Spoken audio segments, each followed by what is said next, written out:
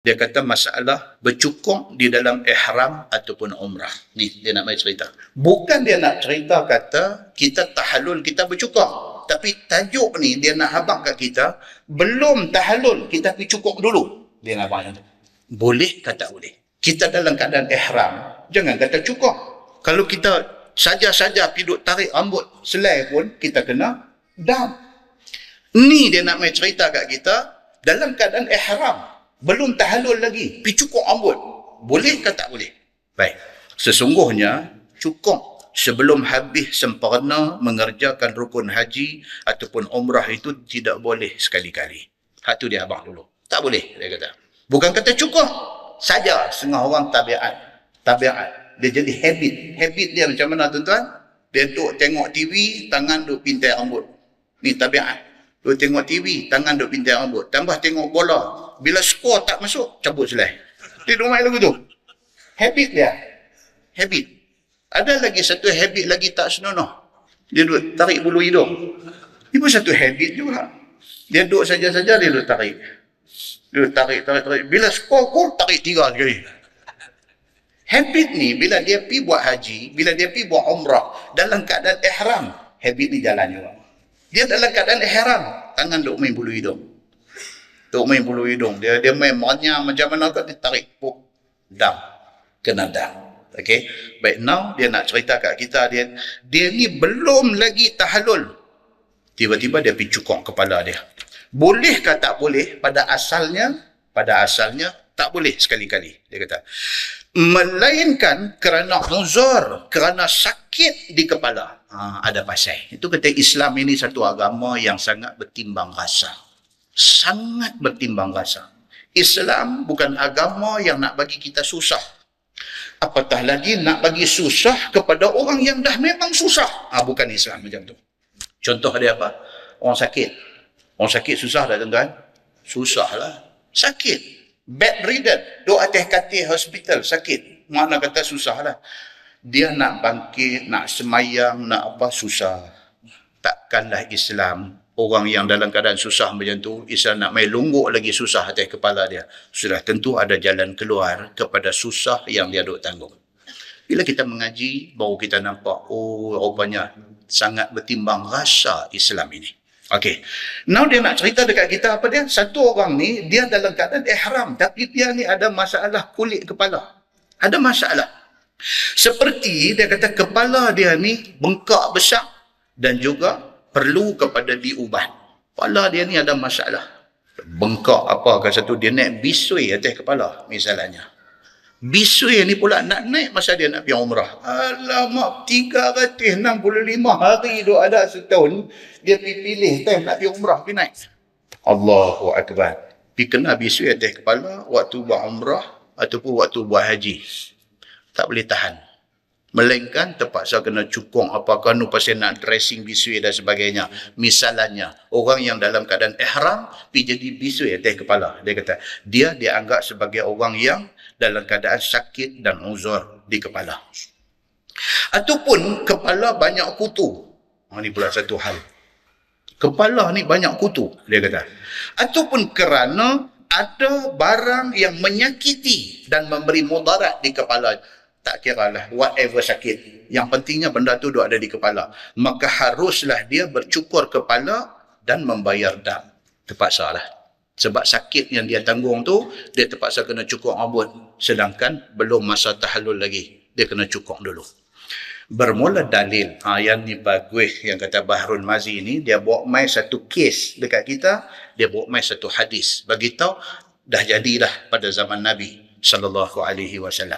Bermula dalil menunjukkan atas suruh yang demikian itu adalah firman Allah Subhanahu wa taala dalam Quran yang datang tafsirnya di dalam hadis Nabi sallallahu alaihi wasallam seperti yang diriwayatkan oleh Imam At-Tirmizi. Isu kulit kepala bermasalah ni turun ayat Quran dan Nabi menjelaskan maksud ayat itu. Okey. Katanya, ni hadis dia, diriwayatkan daripada satu sahabat Nabi sallallahu alaihi wasallam, nama dia Ka'ab bin Ujrah radhiyallahu anhu. Kata Ka'ab bin Ujrah ni, demi Tuhan yang diriku di dalam kudratnya, pada ahwal, pada hal tentang akulah Allah menurunkan ayat Quran ini. Dia kata kerana kes yang menimpa aku, Allah turun satu ayat. Dia kata, Ka'ab kata. Dan akan daku dikehendaki dengannya. Dan ayat tu turun tu memang pasal kes aku. Dia kata. Maka iaitu firman Allah Subhanahu wa ta'ala, فَمَنْ كَانَ مِنْكُمْ مَرِيضًا أَوْ بِهِ أَذَى مِنْ رَأْسِهِ فَفِدْيَةٌ مِنْ صِيَامٍ أَوْ صَدَقَةٍ أَوْ نُسُكٍ. Itu ayat dia. Sudah turun ayat ni. Maksud dia, maka siapa ada daripada sekalian kamu itu sakit, ataupun ada padanya barang yang memberi mudarat di kepalanya. Turun ayat ni nak cerita satu orang yang dalam ihram haji ataupun umrah, kepala dia ada masalah. Yakni ada penyakit di kepalanya, ataupun ada barang yang menyakiti kepalanya, seperti banyak kutu di kepalanya itu. Maka bercukurlah kepala itu, kemudian bayar fidyah. Turun ayat tu. Iaitu dikerjakan mana-mana satu daripada tiga perkara. Yang kata fidyah dia ni, dam dia ni, tiga. Boleh pilih. Satu, puasa 3 hari. Okey.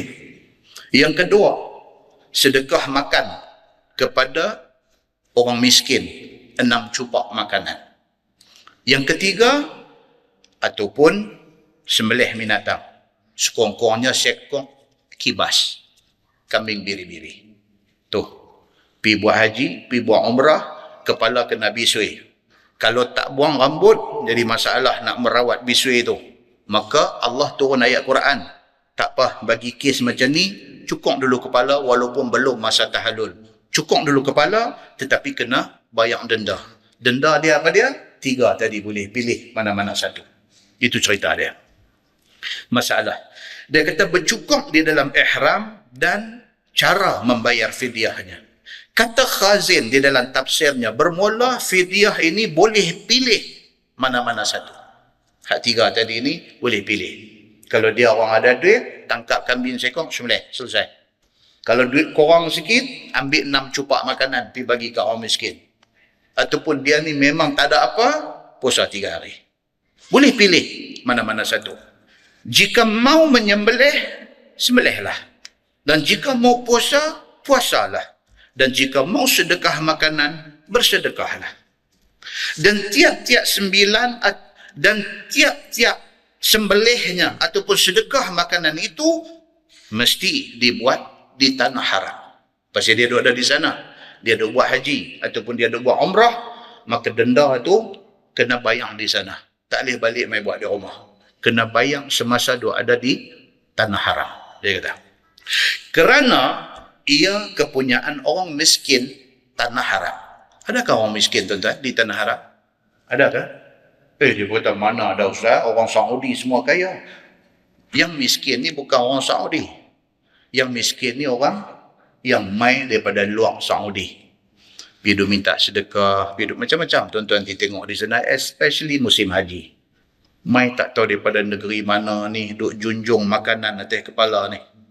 Buah nasi, bungkuih dengan apa, kalau apa, sayur, apa sikit dia ikat, dia buah atas satu talam, junjung atas kepala, duk jalan ke depan hotel kita. Mereka ni miskin. Mereka ni susah. Dan mereka tak meminta-minta. Mereka cari makan dengan buat kerja. Boleh bagi dekat mereka ni. Boleh bagi. Baik. Dia kata melainkan sembelihan kerana ihsar. Yang kita sebut Nabi punya kes tadi ni. Itu dia panggil dam ihsar. Maka pastilah sembelih akan dia di mana tempat terkandas itu. Ihsar ni tuan-tuan, terkandas ni dia boleh jadi di mana-mana. Contohnya jadi di mana? Di KLIA. Kita nak pergi haji, duk tunggu turn tak sampai-sampai. Pasal apa tak sampai? Pasal kita baru pergi daftar kemarin dulu. Memang tak sampai lah kalau orang baru daftar kemarin dulu. Kita tanya dia bagi tahun berapa? Gila dia ni. Tak boleh kata dia tu. Gila dia ni. Ustaz tahu dia bagi ke saya tahun berapa? Dia bagi kat saya tahun 2095. 2095 Ustaz, saya ni ada ke tak ada lagi tulang? Bukan saya memang tak ada dah. Tulang saya ada, tak ada lagi dalam kubur tadi. Marah.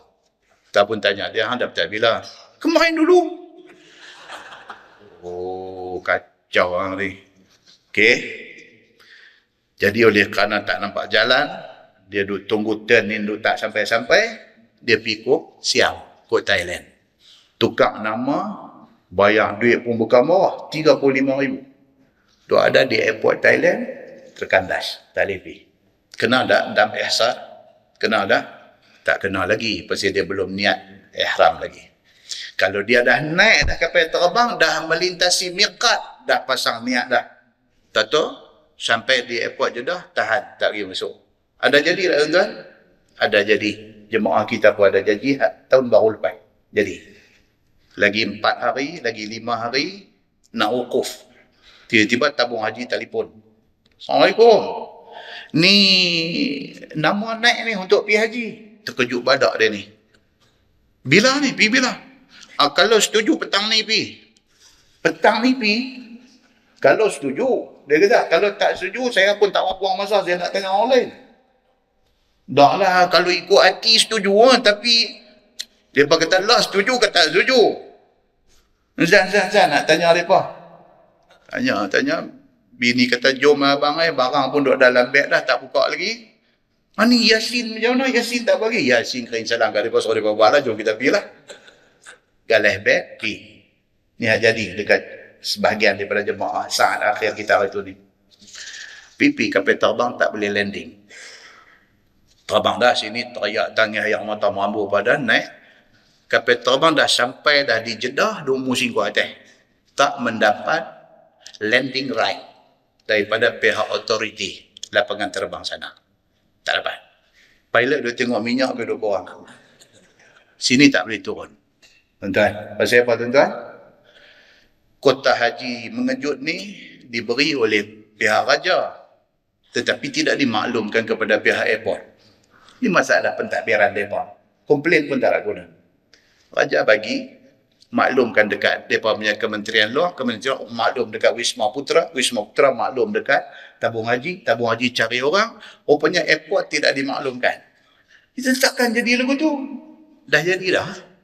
Nampak tuan? Kelang kabut. Dalam kapal terbang duk pusing, Malaysia ni dah kelang kabut, telefon mai, baru dapat clearance. Baru turun. Turun tak selesai lagi. Immigration pula tak tahu. Immigration kata, no. Close. Dia pun tahu orang putih sepatah tu saja. Close. No, we haji, Malaysia, haji. Go, haji. 2 bang tu. Close. Dia kata, dia pergi kena kopi. Katalah tak boleh masuk sampai sudah. Katalah berlaku macam tu. Kena tak dalam ihsar? Kena. Kes macam ni kena. Pasal dia sudah berniat ihram. Apa dia dalam ihsar tadi, hak Nabi tadi, Nabi buat apa? Apa binatang? 4 kaki. Semelih di tempat dia terkandas. Settle di sana. Panggil lah, gamit bila siapa pun, apa semua, dam, apa-apa, berapa, kambing, berapa bayar. Assalamualaikum, dia tunjuk kepada Tuhan, naik, balik. Muslimin dan muslimat yang dirahmati Allah sekalian. Nak marah mereka tak boleh. Pasal apa tuan-tuan? Mereka terpaksa mengendalikan lebih daripada 3 juta orang dengan 3 juta perangai. Dia ada di sana. Yang kalau sekiranya kita disuruh pergi urus benda ni, belum tentu kita boleh buat. Muslimin dan muslimat yang dirahmati Allah sekalian. So, dam ihsar ini, macam yang kita baca awal tadi, dia kata, dam kerana tertahan, pastilah kena sembelih binatang itu di tempat dia kena tahan. Dan adapun puasa itu, maka harus baginya dikerjakan di mana ia suka. Puasa boleh balik Malaysia untuk buat puasa di sini. Baik. Masalah, dia kata bercukup di dalam ihram dan asal sebab harusnya serta fidyahnya. Kata Imam At-Tirmizi, qala kunna ma'an Nabi sallallahu alaihi wasallam bil Hudaybiyah wa nahnu muhrimun. Ini sambungan hadis kita baca tadi, ini cerita dia. Kata dia adalah kami bersama dengan Nabi sallallahu alaihi wasallam di satu tempat yang bernama Al-Hudaybiyah. Padahal kami semua ada di dalam keadaan ihram kerana kami nak mengerjakan umrah semuanya. Ceritanya Nabi dan para sahabat Nabi ada di Hudaybiyah, tiba-tiba kena tahan di situ. Padahal kami semua sudah pun memakai ihram kerana kami nak buat umrah semuanya. Dalam keadaan ihram dah, tiba-tiba kena tahan. Dan sesungguhnya telah ditahan kami oleh orang-orang kafir Mekah di situ. Dia tahan, tak boleh buat apa. Maka Nabi terkandas di Hudaybiyah. Itu yang berlaku. Dan sahabat menceritakan benda tu, sesungguhnya ditahan akan kami oleh kafir Mekah di Hudaybiyah itu. Ditegah kami. Dan juga Nabi SAW masuk ke Mekah untuk nak menyempurnakan ibadat haji dan umrah ini. Tak boleh masuk. Kerana sangka mereka itu, kami datang masuk Mekah kerana nak berperang. Dia perlu ingat lagu tu. Sehingga beberapa hari kami duk bicara mau masuk. Duk bicara mau masuk tu maksud apa? Negotiate. Dia kata di sini apa? Sehingga akan beberapa hari kami cuba untuk negotiate nak minta masuk ke Mekah. Tidak juga diberi mereka itu untuk kami masuk. Tak bagi juga. Maka kata Ka'ab bin Ujrah. Dia kata, wa kana li wafratun faja'alatil hawam tasaqatu ala wajhi. Oh, logat dia ni. Yang kata Ka'ab bin Ujrah ni. Dan adalah, kata Ka'ab bin Ujrah, dan adalah bagiku rambut kepala yang lebat, lagi panjang, turun sampai ke telinga aku. Oh, dia ni groovy dia ni. Pasal Nabi SAW pun rambut sampai mana? Sampai bau. Tuan boleh bayang tak 2 bulan lagi saya ambil rambut macam tu? Saya ingat pakai dua keluar. Tinggal tu imam dengan tu Bilal ada belakang. Tak apa nak jadi kat dia ni. Pasal apa? Tak sesuai dah dengan zaman lah. Zaman dulu laki-laki macam tu. Jadi tak ada yang pelik. Zaman lah pergi buat lagu tu. Tambah pula Ustaz Samsuri pula pergi buat lagu tu. Baik. Ka'ab bin Ujrah, sahabat Nabi. Rambut dia kata lebat dan panjang. Turun main sampai ke ni. Dan rambut aku pula, dia kata penuh dengan kutu. Cantik punya ada. Tahu rambut macam tu, kutu pula merenyut. Dia kata maka jadilah serangga. Masya Allah, dia guna perkataan serangga tentang kutu ni. Maka jadilah serangga, yakni kutu itu berguguran di atas muka aku dengan sebab banyaknya kutu atas kepala itu.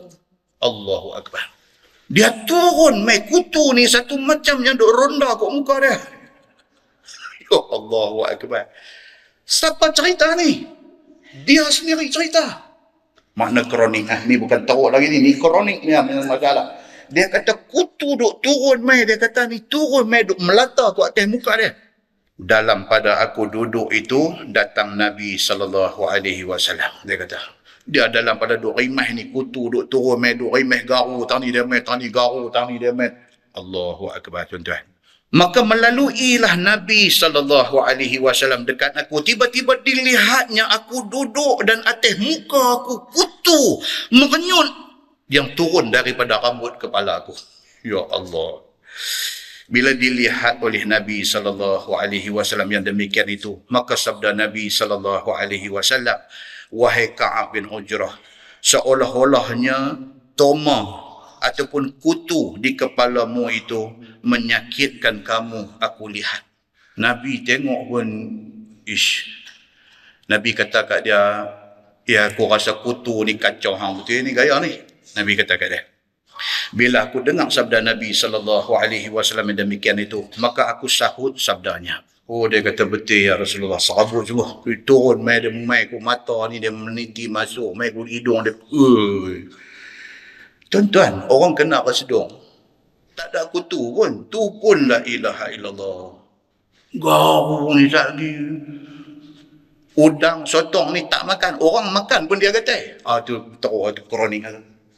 Bukan dia makan udang, bukan dia makan sotong. Orang makan pun dia duk kata.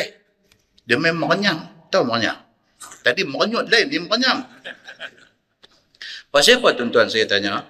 Pasal ada depan ni bukan semua orang Kuala Bateh, bukan semua orang Kubang Semang. Ada orang Kuala Terengganu. Tambah pula dengan ni live ni semua ni. Singapura pun duk tengok. Singapura. Apa? Dia tanya wife dia sambil duk tengok. Apa, merenyun. Apa? Dia apa pula? Merenyam. Merenyam. Kacau tuan-tuan. Baik. Ini yang kena kepada Ka'ab bin Ujrah. Kutu monyot, muka dia naik merenyam. Qala, kata dia, bila didengar Nabi SAW akan pengakuan Ka'ab tadi. Ka'ab kata memanglah kutu ni memang betul bagi saya jadi susah betul dengan kutu ni. Sabda Nabi SAW, wahai Ka'ab, bercukurlah engkau akan rambut engkau itu. Sedangkan tahallul tak lagi? Belum masa tahallul lagi. Tapi Nabi suruh dia cukur. Pasal apa? Pasal Islam agama yang bertimbang rasa. Dia nak buat yang tu.